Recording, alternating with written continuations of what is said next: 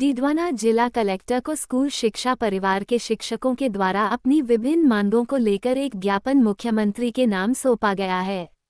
ज्ञापन में मांग की है कि आरटीई भुगतान हेतु यूनिट कॉस्ट 100% गलत भुगतान कर प्रति स्कूल कम से कम 1 लाख से अधिक का नुकसान। उच्च न्यायालय के एक ऐसे ही मामले में प्री प्राइमरी कक्षाओं के भुगतान करने के आदेश के बावजूद हमें भुगतान नहीं कर प्रति स्कूल 3 लाख का नुकसान सत्र में 2 बार की बजाय 3 साल तक भुगतान नहीं देकर लोन लेने हेतु मजबूर कर रहे हैं तथा आरटीई के प्रदेश के टाइम फ्रेम में कम रखकर गरीब बच्चों का हक छीन रहे हैं तथा डीबीटी के तहत मुफ्त का भुगतान के नाम पर जन आधार जोड़कर भुगतान को और लेट करना चाहते हैं, जिसमें राज्य में शिक्षा एवं रोजगार के सबसे बड़े क्षेत्र की इस प्रकार अनदेखी उचित नहीं।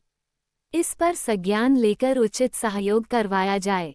ज्ञापन देने वालों में राजेश पुरी, मुतलिब कोटवाल, नीलकमल शर्मा, भंवर सिंह, सुशील गौड़ सहित अन्य शिक्षक उपस्थित रहे। एक्ट 2009 जो आरटी के तहत जो भारत सरकार ने बनाया था, उसमें प्रत्येक आरटी के तहत 25% बच्चों को प्रवेश दिया जाता है। उसमें आरटी जो शुल्क है उसका रेशियो है। उस रेशियो के अंतर्गत जब सरकार ने जब लागू किया था 13-14 में, तब 11,704 रुपये था 13-14 में।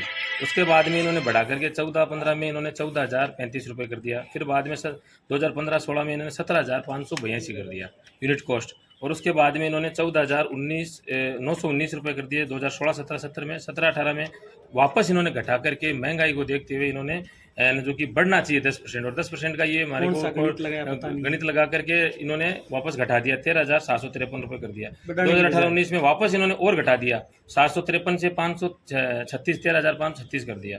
उसके बाद में इन्होंने 2019-20 में इन्होंने 10,579 रुपये कर दिया। फिर हम सब ने विरोध किया, हमारे निजी शिक्षण संस्थाओं ने, तो इन्होंने वापस से 2020-21 में कोरोना था और कोरोना में इन्होंने 13,535 रुपये कर दिया। वापस 22-23 में इन्होंने 13,535 कर दिया और वर्तमान में भी वही कॉस्ट दी जा रही है।